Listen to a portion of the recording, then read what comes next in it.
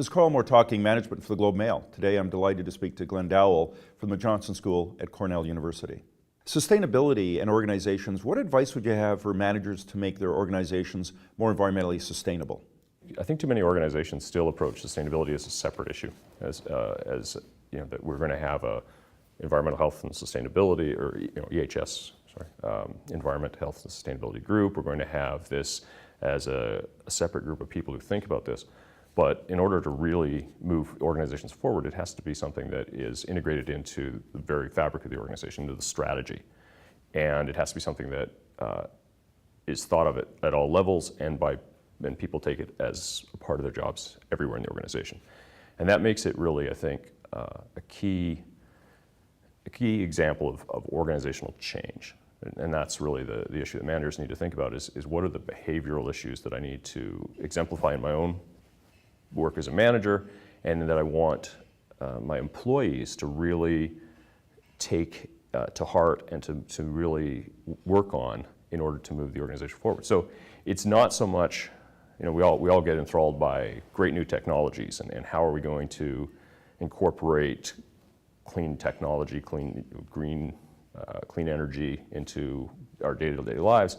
But a lot of it is, as more and more research is showing, is really the behavioral side. How do we nudge people to make better decisions day to day, either in the organization or in our own lives, in our homes, right? What are the things that can make us really take these things seriously and move forward? So for example, we've seen that organizations that can incorporate a little bit of the competitive nature of all of us into these sustainability challenges can make bigger strides.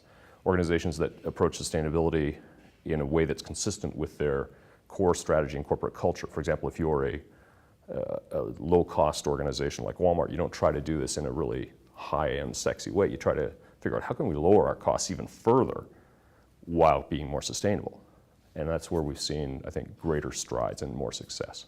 Glen, you make a great point that we've got to change the culture and how we do things. How have you seen that in organizations that actually play out? Where I've seen it play out most successfully is, again, where the leaders have looked at the organization and say, how can we incorporate sustainability in a way that's consistent with the people we already have and what they believe. So there's a really interesting case of Nike, for example. Nike's taking this very seriously. They've had all sorts of issues in social sustainability, what we might call, right? But they also have a big environmental footprint.